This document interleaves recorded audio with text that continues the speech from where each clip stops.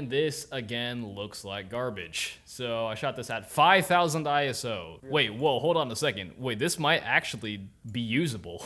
Wait.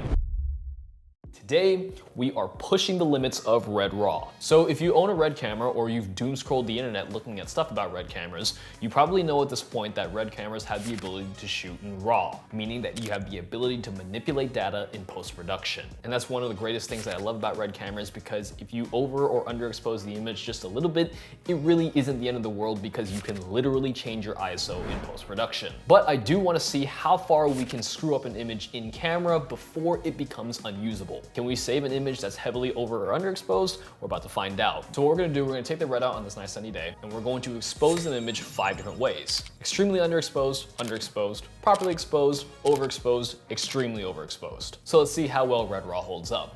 We're out here on this nice sunny day. Got the red. Let's get some shots, shall we? All right, here we go. We're going normally exposed.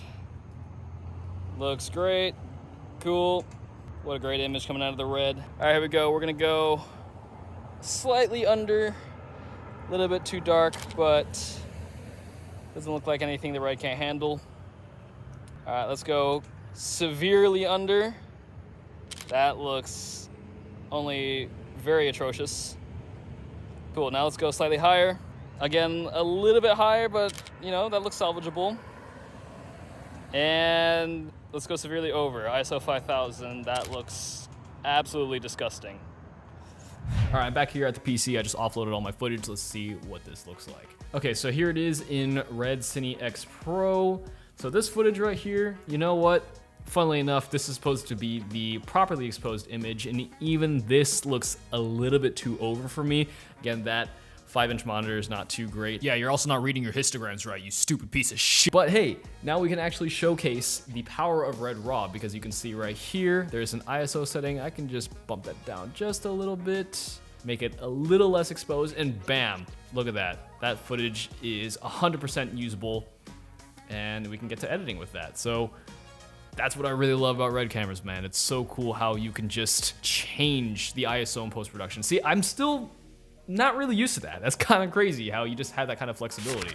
This is the properly exposed image. Looks great, looks cool. We can absolutely work with that. But now let's move on to the slightly underexposed image. So here's the slightly underexposed image. So not only did I just bump down the ISO, I even doubled up on that and had an ND filter at the end to make this even harder on the red footage. So let's see here. I bumped down the ISO. Let's come back up to 800, and even though this is a little bit darker right here, I'm very sure we can go into the color grade and fix this up a little bit. But even this looks fine. This can absolutely pass. You know what, if I even this back down to 0 on the exposure adjust, bam, easy. The red's not even breaking a sweat here.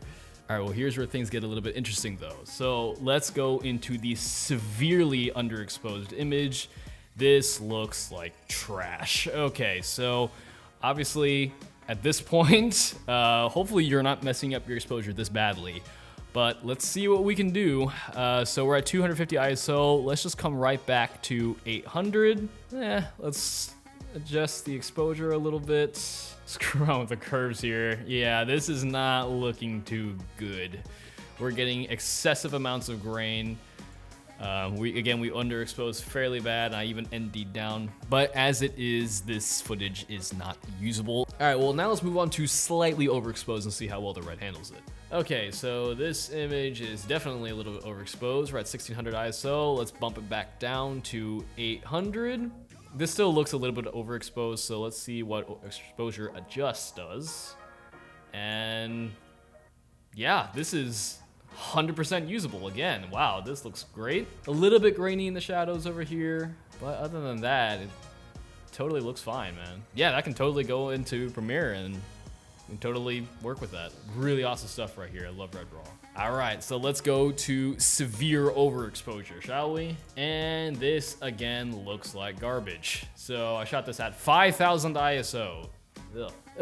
Yeah, looks like I'm in heaven right here. I just died, or I just got flashbanged. What are the two? Okay, well, let's see how well the camera handled it. Let's go to the ISO right here. Let's come right back down to the native. 800. Wow, actually, hold on a second. Wait, whoa, hold on a second. Wait, this might actually be usable. Wait, hold on a second. Okay, wow. What?